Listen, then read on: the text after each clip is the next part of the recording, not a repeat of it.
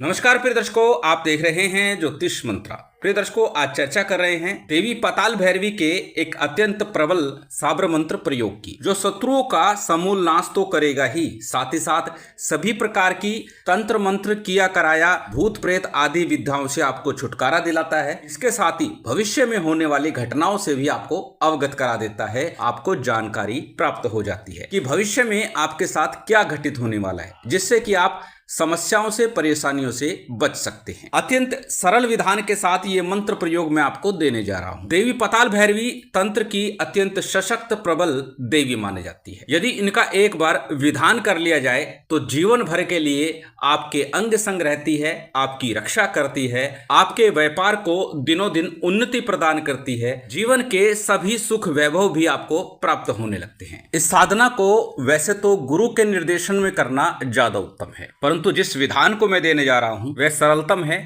प्रत्येक गृहस्थ व्यक्ति भी इसे सरलता सहजता के साथ कर सकता है, बिना किसी भय के, बिना किसी चिंता के, बिना किसी विघ्न बाधा परेशानी के। तो चलिए अधिक विलंब न करते हुए जानते हैं किस प्रकार कैसे इस साधना को संपन्न करना है, किस दिन करना है, किस समय करना है, किस सामग्री के साथ करना है। हमेशा की तरह सबसे पहले बात करेंगे इस प्रयोग के लिए, इस साधना के लिए प्रयोग की जाने वाली सामग्री की। सभी सामग्री आपकी स्क्रीन पर लिखी हुई है। इस साधना के लिए सरसों के तेल का दीपक आपको लगाना है। काले वस्त्र पहन करके साधना करनी है। पाताल भैरवी और भैरव दोनों का यंत्र और चित्र आपको लेना है। काली हल्दी की माला लें, अत्यंत श्रेष्ठ, अन्यथा काले हकीक की माला का प्रयोग कर सकते हैं। इस साधना में काले तिल का प्रयोग भी आपको करना है। इसके अतिरिक्त सभी सामग्री आपकी स्क्रीन पर लिखी हुई है। सभी सामग्री की व्यवस्था करके आप इस साधना का आरंभ कर सकते हैं। अब आरंभ कब करें? अमावस्या, चतुर्दशी अथवा शनिवार के दिन रात्रि 10 बजे से 2 बजे के मध्य में, ये रात्रि में ही साधना होगी। रात्रि 10 बजे से 2 बजे का समय महानिशा काल का होता है, ये बार बार बता चुका हूं। और इस समय में तंत्र साधना, मंत्र साधना अत्यंत श्रेष्ठ मानी जाती है। इसी समय अवधि में आपको ये साधना आरंभ करनी है, इसी समय अवधि में यह साधना संपन्न भी करनी है। सामग्री के बाद, समय के बाद जानते हैं किस प्रकार से इस साधना का आरंभ करें और कैसे आरंभ करें। प्रिय दर्शकों, इस साधना के लिए दक्षिण मुख होकर बैठना अत्यंत श्रेष्ठ माना जाता है, परंतु आप अपनी सुविधा के अनुसार उत्तर अथवा पश्चिम मुख होकर भी यह साधना संपन्न कर सकते हैं। ऐसा करने से भी आपको आपकी साधना का पूर्ण फल अवश्य ही प्राप्त होगा। अब क्या करना है? जिस दिन भी यह साधना आरंभ कर रहे हैं, से पहले संध्या काल में एक चौमुखा तेल का दीपक किसी भैरव या काली मंदिर में अर्पित करके आइए। उसके बाद रात्रि में साधना को आरंभ करना है। कैसे करना है? सबसे पहले जिस भी दिशा में आप बैठ रहे हैं उस दिशा में किसी चौकी पट्टे के ऊपर काले रंग का वस्त्र बिछाइए। उसके ऊपर पाताल भैरवी और भैरव का चित्र स्थापित कीजिए, यंत्र स्थापित कीजिए। काले तिल के ऊपर आपको सरसों के तेल का दीप प्रज्वलित करना है, अर्थात पहले काले तिल की एक ढेरी बना लीजिए, उसके ऊपर सरसों के तेल का दीपक स्थापित कीजिए और फिर उसे प्रज्वलित कीजिए। सबसे पहले थोड़ा शुद्धि आचमन, दाहिने हाथ में जल लीजिए, अपने ऊपर और सामग्री के ऊपर जल छिड़क लीजिए। शुद्धि आचमन के बाद दीपक प्रज्वलित कर लीजिए। दीपक लंबी बत्ती का आपको लेना है, खड़ी बत्ती का दीपक इस साधना में आपको प्रयोग नहीं करना है। दीप प्रज्वलित करने के बाद दाहिने हाथ में अक्षत, पुष्प, जल इत्यादि ले लीजिए, अथवा जल और थोड़े से काले तिल अपने हाथ में रख लीजिए।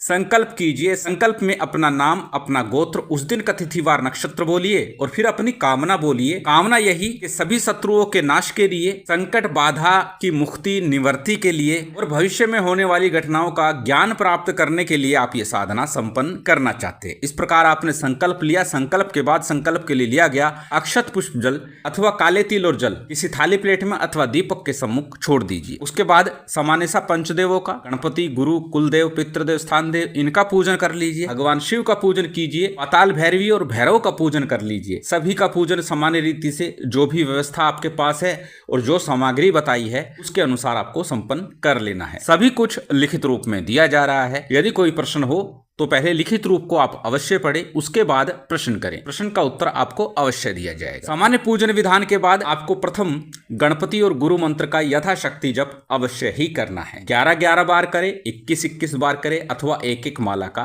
जप करें। गणपति मंत्र के रूप में ओम गंग गणपति नमः, ओम गणेशाय नमः, ओम वक्रतुंडाय नमः, कोई भी एक गणपति मंत्र आप जप सकते हैं। बात यदि करें गुरु मंत्र की, यदि गुरु दीक्षा लिए तो अपने गुरु मंत्र का ही जप कीजिएगा, अन्यथा भगवान शिव को ही हाजिर नाजिर मान लीजिए। उनके पंचाक्षरी मंत्र ओम नमः शिवाय का जप कर लीजिए, अथवा गुरु गोरखनाथ जी के ओम गुरु गोरक्षनाथाय नमः इस मंत्र का गुरु मंत्र के रूप में जप कर सकते हैं। बात यदि करें आज के मंत्र की, पहले मंत्र को अच्छे से कंठस्थ कीजिएगा। जैसे मैंने कहा आज का मंत्र साबर मंत्र है, और साबर मंत्रों की चर्चा हो तो साबर सिद्धि मंत्र का भी 11 बार जप करना उत्तम होता है, श्रेयकर होता है। साबर सिद्धि मंत्र भी आपकी स्क्रीन पर दिया जा रहा है, इसको एक बार बोल करके बता देता हूं। प्रत्येक साबर मंत्र की साधना में 11 बार कम से कम इसका जप अवश्य ही करें, तो आपकी साधना को बल मिलेगा, साधना शीघ्र सफल होगी। गुरुसठ गुरु है वीर, गुरु साहब सुमरे बड़ी भांत, सिंगी टोरो बन कहू मन नाऊ करतार, सकल गुरु की हर बजे घट पकड़ उठ जाग, चेत संहार श्री परमहंस। ये साबर सिद्धि मंत्र है। इसी मंत्र का आपको 11 बार 21 बार जप करना है। तत्पश्चात आज का मूल मंत्र, इसका आपको जप करना है। पुनः बता दूं, मंत्र को पहले अच्छे से कंठस्थ करना, याद करना, उसके बाद मंत्र का जप करना। यदि मंत्र को याद करने में किसी प्रकार की दुविधा, परेशानी, कठिनाई है तो पहले भी बता चुका हूं, भोजपत्र पर लाल चंदन से, चमेली की कलम से इस मंत्र को लिखिएगा, मंत्र को सामने रखिएगा, मंत्र को देख देख कर जप कर लीजिएगा, तो भी आपका मंत्र सफल होगा, फलीभूत होगा। परंतु श्रेष्ठतम तो यही होगा कि पहले मंत्र को अच्छे से कंठस्थ कर लें, तभी जप करें। मंत्र अत्यंत सरल, छोटा सा सरल सा मंत्र है, बहुत अधिक विस्तारित नहीं है, आपकी स्क्रीन पर है। स्क्रीनशॉट ले सकते हैं, किसी कॉपी नोटबुक में नोट कर सकते हैं। मंत्र को एक बार बोल करके बता देता हूं। मंत्र इस प्रकार है। जागरी जाग पाताल की रानी, नरमुंड माला कर में त्रिशूल धारणी, जहां बोलू वहां भय होए, जहां जाऊं भैरवी रक्षा रोए, टोना टोटका मायामती, प्रेत दाखनी, शत्रु सटे तो सटे जले, मेरी नहीं गुरु की दुहाई, तोड़ आओ पाताल भैरवी काली माई, दुहाई काल भैरव गुरु की ओम स्वाहा। इसी मंत्र का आपको जप करना है, कंठस्थ करके करेंगे तो उत्तम होगा। मंत्र जाप के बाद में मां भगवती शक्ति की भैरव संग आरती कीजिएगा। आरती के बाद जो नैवेद्य बताया है वो नैवेद्य अग्नि पर आपको 5 बार भोग लगाना है, जलाचमन कराना है, क्षमा प्रार्थना करनी है, आसन को प्रणाम करना है और फिर साधना प्रयोग से उठ जाना है। प्रिय दर्शकों, इस साधना को किसी पर्व काल अर्थात ग्रहण काल, दीपावली, होली आदि पर करते हैं तो फिर ये साधना अलग अलग विधान से चलती है, परंतु अमावस्या पर, चतुर्दशी या फिर शनिवार से आरंभ करेंगे तो ये साधना आपकी 11 दिवस तक लगातार चलेगी। 11 दिन के बाद में छोटी कन्याओं को भोजन करा दीजिएगा, पांव हाथ लगाकर आशीर्वाद ले लीजिएगा। पूजन सामग्री जो शेष बची है और जिस पूजन सामग्री का प्रयोग हुआ है वो सभी कुछ प्रवाहित कर देना है। इतने से ही ये मंत्र सिद्ध होता है और आपकी हर प्रकार से घर परिवार व्यापार की रक्षा तो करता ही है, भविष्य के लिए भी आपको सचेत कर देता है। इतना प्रभावी ये मंत्र प्रयोग है। अत्यंत सरल विधान के साथ आपको दिया है, करके लाभ अवश्य उठाइए। शिव शक्ति की विशेष कृपा आप सभी को प्राप्त हो, यही कामना है। उम्मीद करता हूं आज की ये जानकारी, ये वीडियो आपको अच्छी लगी होगी। यदि अच्छी लगी हो तो कृपया लाइक कीजिएगा, शेयर कीजिएगा। यदि चैनल पर नए हैं तो सब्सक्राइब कर बेल आइकन बटन दबा दीजिएगा। जय माता दी, जय श्री राम।